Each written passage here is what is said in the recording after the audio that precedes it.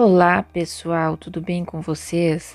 No vídeo de hoje vamos ver as ligações químicas, ou seja, vamos ver como os átomos se ligam para formar substâncias.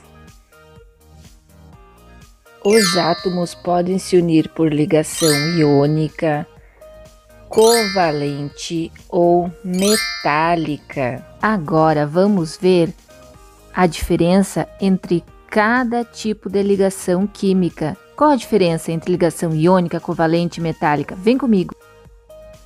As substâncias são formadas pela união de diferentes átomos ou de átomos iguais. O gás oxigênio, por exemplo, a molécula de gás oxigênio é resultado da união de dois átomos de oxigênio que compartilham um par de elétrons. Já a molécula de gás carbônico ou dióxido de carbono é resultado da união de um átomo de carbono com dois átomos de oxigênio. Mas, afinal, por que os átomos se ligam? O que faz eles se ligarem? Hein? Vamos saber? Newton Lewis propôs a regra do octeto ou teoria do octeto. A teoria do octeto justifica que as ligações químicas acontecem pela busca por estabilidade por parte dos átomos. Cada átomo, para se tornar estável, precisa ter 8 elétrons na camada mais externa, ou camada de valência. Vamos ver como exemplo o sódio, cujo símbolo é Na, porque em latim sódio é nátrium. O sódio tem 3 camadas. Na primeira camada, ele tem 2 elétrons, na segunda, ele possui 8 elétrons e na última camada, ele tem 1 elétron.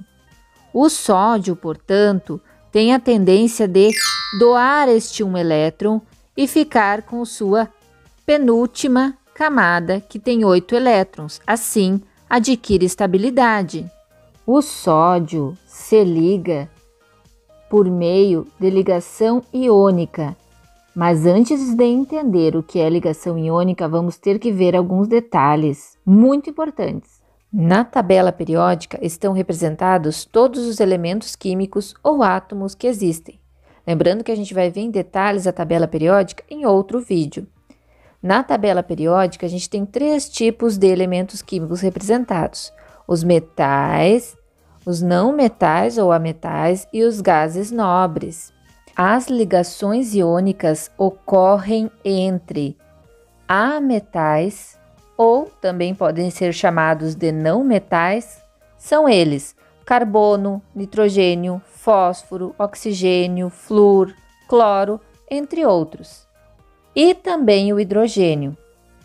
Esses elementos químicos, os ametais ou não metais e também o hidrogênio, se ligam com os metais.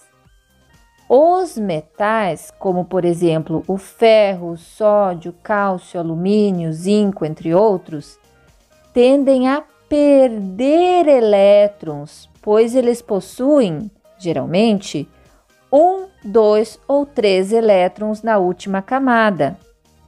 Os não metais ou ametais tendem a receber elétrons para completar os 8 elétrons. Eles geralmente têm 7, 6 ou 5 elétrons. E para completar os 8 elétrons é mais fácil. Os metais doam elétrons, lembrando que os elétrons têm carga negativa. Então, os metais perdem carga negativa e se tornam cátions. Por isso, eles ficam com esse sinal de mais, porque eles perderam elétrons, perderam carga negativa. Então, eles ficaram com mais prótons, ficaram com mais carga positiva. Por isso, esse sinal de mais. Enquanto que os que recebem elétrons recebem carga negativa. Por isso, ficam com esse sinal de menos. Os íons que têm carga negativa são os ânions, que são aqueles átomos que receberam elétrons. Os que têm carga positiva, que perderam carga negativa, perderam elétrons, são os cátions. O cloreto de sódio, o nosso sal utilizado no dia a dia, é representado pela fórmula química NaCl, sendo formado a partir da ligação iônica entre o sódio e o cloro. O sódio doa um elétron, porque ele tem um elétron na sua última camada, na camada de valência, para o cloro, que vai completar 8 elétrons, porque ele tem 7 elétrons na sua última camada. Assim, se formam os íons. Sódio, representado pelo símbolo Na+, porque ele perdeu um elétron, ficou com uma carga positiva a mais, um próton a mais. E o cloreto, também é formado o íon cloreto, representado por Cl-. Ele recebeu um elétron, recebeu uma carga negativa, por isso tem esse símbolo de menos agregado ao símbolo Cl, representando o ânion cloreto. Como a gente pôde ver, na ligação iônica ocorre a formação de íons. Os íons de carga negativa são os ânions, que são aqueles que receberam elétrons.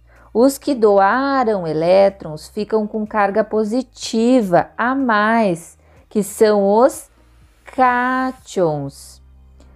Os ametais ou não metais, como por exemplo o cloro, que a gente viu no exemplo, também tem outros, o flúor, carbono, nitrogênio, entre outros. Todos esses ametais são mais eletronegativos. Então, eles têm geralmente 5, 6 ou 7 elétrons na última camada e eles tendem a atrair mais elétrons para completar 8 elétrons. Então, eles são mais eletronegativos. No caso das ligações covalentes, acontecem compartilhamento de elétrons. Neste caso, os átomos que fazem ligações covalentes possuem pouca eletronegatividade, por isso não doam nem recebem elétrons. Eles compartilham elétrons e assim ficam mais estáveis. A ligação covalente pode ser polar ou apolar. Para formar uma molécula de gás oxigênio, por exemplo, ocorre a união de 2 átomos de oxigênio que compartilham 2 pares de elétrons. Neste caso, temos uma ligação covalente apolar. Por se tratar do mesmo elemento químico, não tem diferença de eletronegatividade. Mas, quando eu tenho 2 elementos químicos diferentes, como por exemplo o ácido clorídrico, que é formado pela união de hidrogênio e cloro, existe diferença de eletronegatividade. Neste caso, o cloro é mais eletronegativo, então ele tende a atrair os elétrons para si. Mas como o hidrogênio tem um único elétron na sua única camada, ele não pode doar este elétron, então eles compartilham um par de elétrons formando o ácido clorídrico.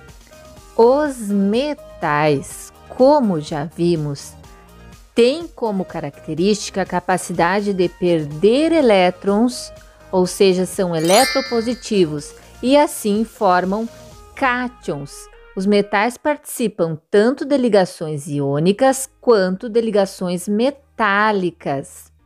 No caso da ligação metálica, ela ocorre entre átomos de um mesmo elemento químico, como por exemplo o sódio. Neste caso, se forma um aglomerado iônico formado de cátions e elétrons. Os elétrons da camada mais externa, ou seja, a camada de valência dos átomos envolvidos, ou seja, dos átomos dos metais, eles se deslocam livremente, formando uma nuvem de elétrons. Cada elétron pode movimentar-se livremente por meio do retículo cristalino.